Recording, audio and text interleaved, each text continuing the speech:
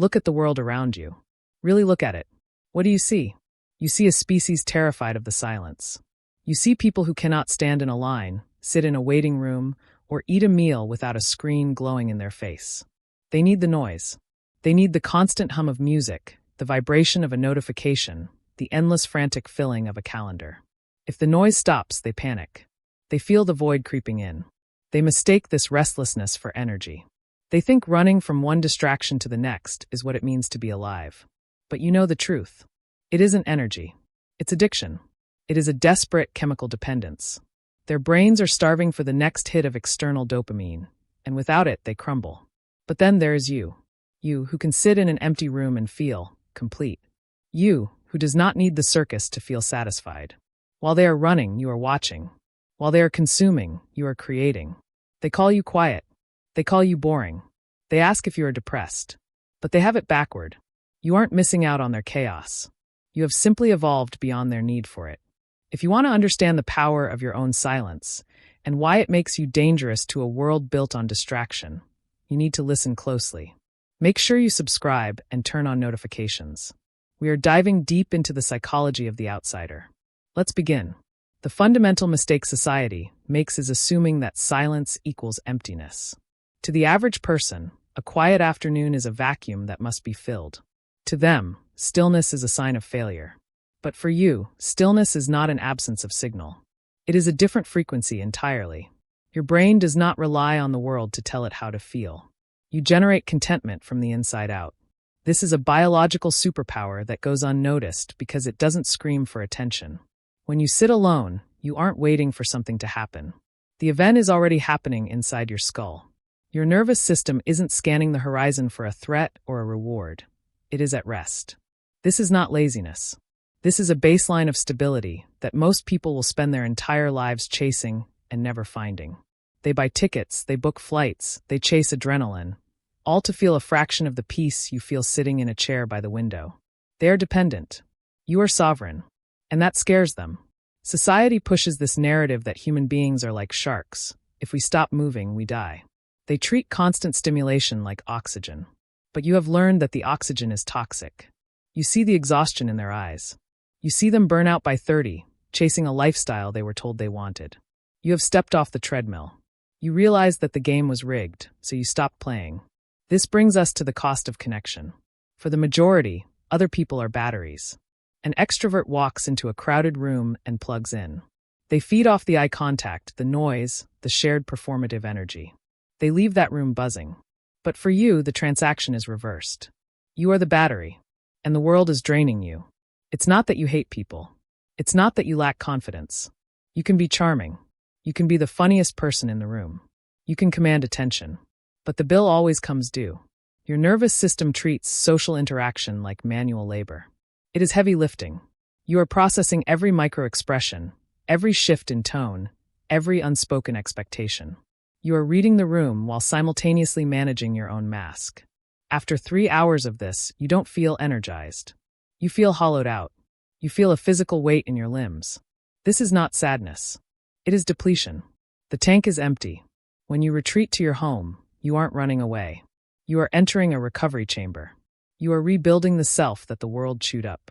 Science backs this up, though we don't need a lab coat to tell us what we feel. The neural pathways are different. The extrovert's brain takes the highway, short, fast, direct routes to the reward centers. Immediate gratification. Your brain. You take the scenic route. The long, winding backroads through memory, analysis, and planning. Your processing is deeper, which means it is slower and more expensive. You are running high-definition software on a system that demands a lot of power. So when you decline an invitation, or when you leave the party early, you aren't being rude. You are engaging in resource management. You are protecting the machine. Because let's talk about what happens when the machine is protected. Let's talk about the internal world. While they are out there chasing the next distraction, you are building cathedrals in your mind. This is the part they can never see, so they assume it doesn't exist. They see a person staring at a wall and think, nothing is happening. They couldn't be more wrong. Inside, there's a storm. Your mind is a simulation engine. You take a single conversation, a single line from a book, a look someone gave you 3 years ago, and you dismantle it. You analyze it. You reconstruct it. You play out scenarios that haven't happened yet. You solve problems that don't exist yet. This is not daydreaming.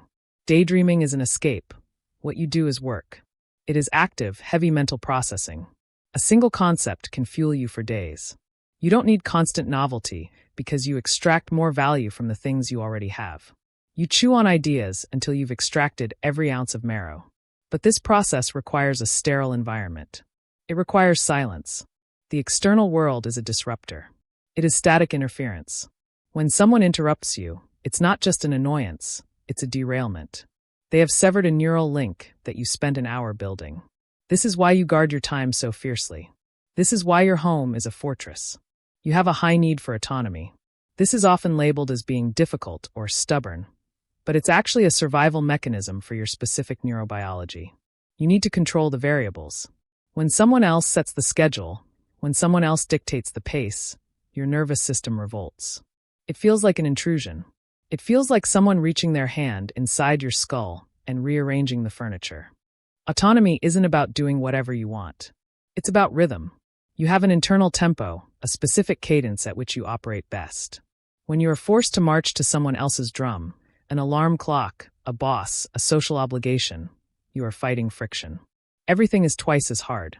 But when you are left alone, when you control the workflow, you become efficient. You become powerful. You don't want flexibility for the sake of leisure. You need it for function. You are protecting your operating system from being overridden by people who don't understand how it works. And this leads to the thing that confuses them the most. You don't need them to clap. We live in a culture of performative existence. If you didn't post it, did it happen? If nobody liked it, does it matter? Most people outsource their self-worth. They are empty vessels waiting to be filled by the opinions of strangers. They calculate their value based on social proof. How many friends? How many texts? How many eyes are on me? If the audience leaves, their identity collapses. They don't know who they are in the dark. You do. Your sense of self is not a democracy. It is a dictatorship, and you are the only one with a vote. You know what you value. You know what you are capable of. You can work on a project for 6 months in total secrecy, finish it, and feel a profound sense of pride without ever showing a soul. You don't need the validation to make it real. The reality is internal. This independence is threatening to people who rely on the herd. When they see you unbothered by their opinions, when they see you happy without their inclusion, it breaks their worldview. They project their own insecurities onto you. They say, you must be lonely. You must be sad. What they are really saying is, I would be sad if I were you, because I cannot stand myself. You have built a foundation that does not crack when the spotlight turns off. You are the same person in the crowd as you are in the mirror. That is rare. That is dangerous. But there is a price for this depth. You feel everything. Your sensory filter is thinner than theirs. The world hits you harder. The lights in the grocery store aren't just bright, they are aggressive. The sound of 3 conversations happening at once isn't background noise.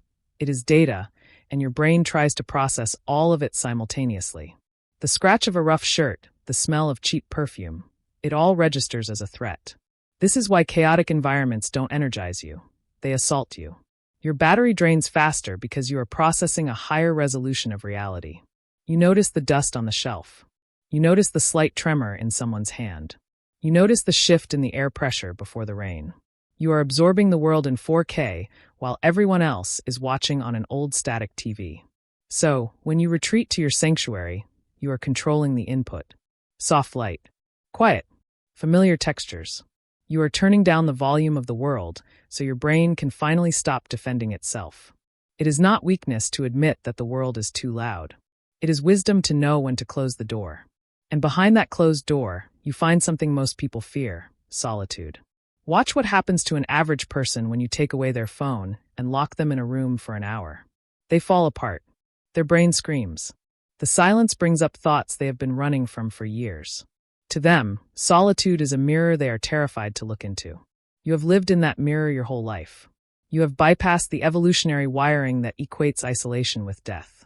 You can spend a weekend without speaking a single word to another human being and feel perfectly sane. In fact, you feel restored. People mistake this for loneliness. But loneliness is the pain of being alone. Solitude is the glory of being alone. There is a massive difference. You are not lonely because you are in good company, your own. You have a rich, complex, entertaining internal narrative that never stops. This makes you selective. And this is the final point that upsets the social order. You are a miser with your energy. You don't hate connection.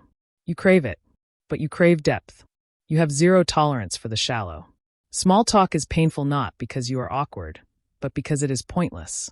It is a transaction with no return on investment. Talking about the weather, pretending to care about the weekend plans of a coworker you barely know. This is torture. It is burning expensive fuel for no mileage. So you opt out. You save your energy for the 3 or 4 people who actually matter. You save it for the conversations that go deep, the ones that dissect the universe, the ones that feel like time travel. You would rather sit in silence with someone you trust than scream over the music in a bar with 20 strangers. Society calls this being antisocial. You call it quality control. You are investing where the returns are highest. You are choosing stability over novelty. The world is obsessed with the new. New places, new faces, new trends. They are addicted to the spike of the unknown. But you find power in the routine. You find depth in the repetition. The same coffee, the same chair, the same route. This isn't stagnation. It's a platform. By automating the basics of your life, by keeping the environment stable, you free up your mind to travel to places they can't even imagine. While they are busy having the fear of missing out, scanning their feeds to see where the party is, you are experiencing the joy of missing out. You know that whatever is happening out there is just noise. It is fleeting. It is vapor. You are building something that lasts. You are living a life of design, not default. So let them run.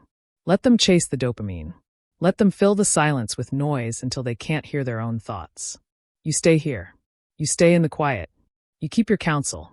You protect your peace. The world is screaming. You don't have to scream back. You just have to watch. If you found yourself in these words, if you felt that resonance in the quiet parts of your mind, then you are part of this tribe. We are the watchers. We are the listeners. Do not let the world convince you that you are broken. You are simply operating on a level they cannot access. Hit the like button if you value your silence. Subscribe if you want to explore the darker corners of the human mind with us. And share this with the one person who understands you. Or keep it to yourself. That's fine too. Until next time, stay quiet, stay watching.